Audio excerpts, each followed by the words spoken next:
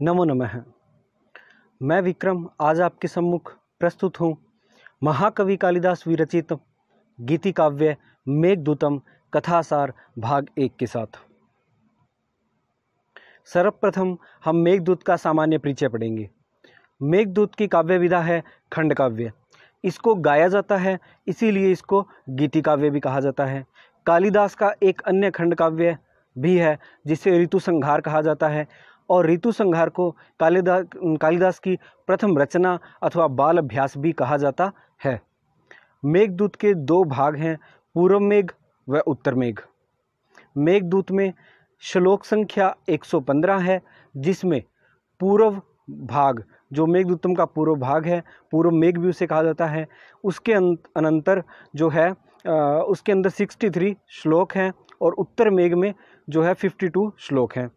कुछ ग्रंथों में इसकी संख्या 121 तक मिलती है, क्योंकि कुछ ग्रंथों में जो है वो श्लोक बढ़े हुए हैं, इसीलिए इनकी जो संख्या है वो 121 तक पहुंच जाती है।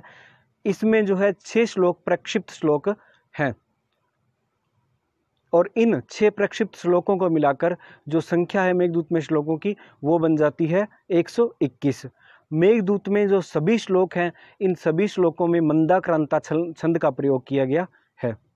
मेघदूतम के कथानक का जो आधार है वह है ब्रह्मवैवर्त पुराण। मेघदूतम का नायक यक्ष है, वह नायिका यक्षिणी है। अब जो मेघदूतम जो गीति काव्य है कालिदास का, उसमें कहीं भी नायक व नायिका के नाम का उल्लेख नहीं है। वहाँ पर केवल उनको यक्ष व यक्षिणी के नाम से अभिहित किया गया है। परंतु जो इसका आधार ग्रंथ है वह ब्रह्मवैवर्त पुराण है, और ब्रह्मवैवर्त पुराण में यक्ष व यक्षिणी का नाम दिया गया है। तो ब्रह्मवैवर्त पुराण में यक्ष का जो मूल नाम है वह है हेममाली, तथा यक्षिणी का मूल नाम है विशालाक्षी। जो यक्ष है वह अलकापुरी में निवास करता है। ये जो यक्ष है ये एक प्रजाति विशेष है, जैसे गंधर्व पिशाच इत्यादि होते हैं, लेकिन जो यक्ष है यह देव योनि के अंतर्गत जो है इनको गिना जाता है। ये जो यक्ष है ये अलकापुरी में निवास करते हैं, और इनका महाराजा जो है वो है कुबेर।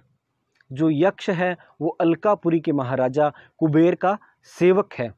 तो इसका जो कार्य है वो क्या है, अलकापुरी के महाराजा कुबेर के लिए पुष्प चंदन इत्यादि लेकर के जाना, ताकि प्रातः काल वो अपनी पूजा संपन्न कर सके।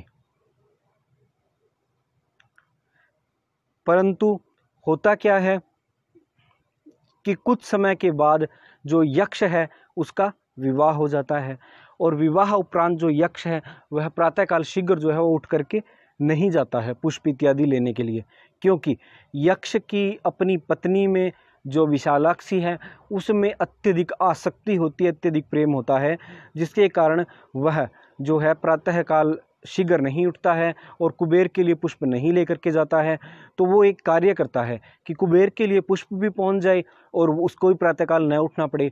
तो वो क्या करता है, रात्रि को ही जाता है और उसके देवालय अथवा कुबेर के पूजन स्थान पर जो है पुष्प इत्यादि रख करके आ जाता है। तो एक दिवस जो है वो क्या होता है कि रात के समय कोई भंवरा जो है वो फूल में बंद हो जाता है, और जैसे ही जो है यक्ष जाता है वो उस फूल को तोड़ करके ले आता है। जब प्रातः काल अगले दिन जो है कुबेर पूजा करने लगता है, तो वो जो भंवरा है वो कुबेर को काट लेता है। इससे कुबेर को यक्ष पर संदेह होता है कि कहीं ये यक्ष मेरे साथ विश्वासघात तो नहीं कर रहा, कहीं ये पुष्पों को रात्रि में ही तो नहीं ला करके रख देता है मंदिर में। इसीलिए वो यक्ष को बुलाता है, और उसका जो संदेह है वो सच निकलता है।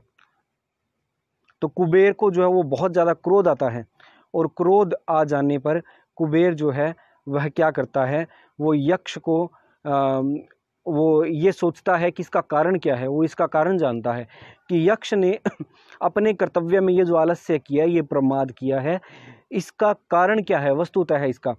तो फिर यक्ष को कारण पता लगता है, जो कुबेर है उसको ये कारण पता लगता है कि यक्ष के अपराध करने के जो पीछे कारण है वह है उसकी पत्नी।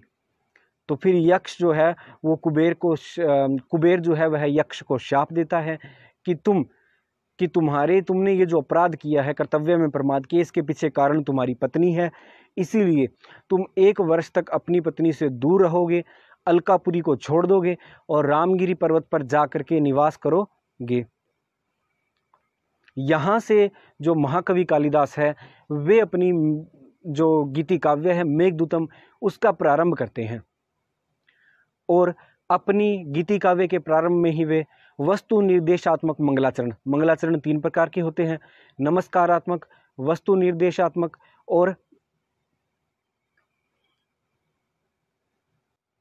और आशीर्वादात्मक। तो यहाँ पर जो है महाकवि कालिदास ने मेघदूतम में वस्तु निर्देशात्मक मंगलाचरण किया है। नमस्कारात्मक मंगलाचरण किया कालिदास ने रघुवंशम में, और अभिज्ञान शाकुंतलम का आशीर्वादात्मक माना जाता है। तो इसमें फिर क्या करते हैं कालिदास, इसके मंगलाचरण में ही सर्वप्रथम ये बता देते हैं, इस कथा वस्तु की ओर संकेत कर देते हैं, पीछे की कथा वस्तु उसमें नहीं बताते मेघदूत में। इसके मंगलाचरण में ही कालिदास कहते हैं, कश्चित कांता विरह गुरुणा स्वाधिकारात् प्रमत्तः शापेन अस्तंगमित महिमा वर्ष भोग्येण भर्तुः यक्षश्चक्रे जनकतन्या स्नान पुण्य उदकेषु स्निग्धच्छाया तरुषु वस्ति रामगिर्याश्रमेषु। कहते हैं कश्चित कांता विरह गुरुणा, कोई, अब ये जो है यहाँ पर यक्ष का नाम नहीं लेते हैं, इसके पीछे कुछ विद्वान जो है वो कारण भी बताते हैं। वो कहते हैं कि कालिदास ने यक्ष का नाम नहीं लिया होगा, उसका नाम नहीं दिया कि उसने अपने कर्तव्य में प्रमाद किया था, जो कार्य उसको करना चाहिए वह कार्य उसने नहीं किया, इसी कारण कालिदास ने मेघदूतम में उसका नाम नहीं दिया। वो कहता है कश्चिद कांता विरह गुरुणा, कि कोई जो यक्ष है वह कांता के गुरु अर्थात अत्यधिक बहुत कठिन जो विरह है उसको सहन कर रहा है, स्वाधिकारात् प्रमत्तः है, अपने अधिकार में अपने कर्तव्य में प्रमाद करने के कारण, क्योंकि उसने अपने कर्तव्य में प्रमाद किया था, इसी कारण वो उसको क्या है, उसको दुख को सहन कर रहा है, अपनी प्रिया के विरह रूपी अत्यधिक जो भारी जो दुख है उसको वहन कर रहा है, उसको सहन कर रहा है। यहाँ पर कांता शब्द इसीलिए दिया है, यक्ष की अपनी पत्नी में अत्यधिक आसक्ति दिखाने के लिए यहाँ पर कांता शब्द का प्रयोग किया है। और अधिकार में प्रमाद करने के कारण कालिदास ने दंड जो है वो शकुंतला को भी दिलवाया है। कहाँ पर? अभिज्ञान शाकुंतलम में दुर्वासा ऋषि के शाप की कल्पना की कि शकुंतला ने जो है वो अपने कर्तव्य में प्रमाद किया, क्योंकि कण्व ऋषि जो है जब सोम तीर्थ के लिए जाते हैं तो वो अतिथि सत्कार का जो संपूर्ण कार्य होता है, संपूर्ण कार्यभार जो है वो शकुंतला के कंधों पर डाल जाते हैं कि इस कार्य को तू नहीं करना है, और जो शकुंतला है वह अपने कर्तव्य में प्रमाद करती है, इसीलिए वहाँ पर जो कालिदास हैं वह दुर्वासा ऋषि के शाप की कल्पना करते हैं। वस्तुतः जो अभिज्ञान शाकुंतलम का आधार ग्रंथ है, महाभारत है, वहाँ पर दुर्वासा ऋषि का शाप नहीं दिया गया है, लेकिन कालिदास जो है वो शकुंतला को शाप दिलवा देते हैं। यहाँ पर इसी कारण जो यक्ष है उसको भी अपनी पत्नी के विरह रूपी जो दुख है उसको वहन करना पड़ा, क्योंकि उसने अपने अधिकार में प्रमाद किया। शापेन स्तंगमित महिमा वर्ष भोग्येन भर्तुः, यहाँ पर मेरे से शोपेन लिखा गया लेकिन यह शापेन है।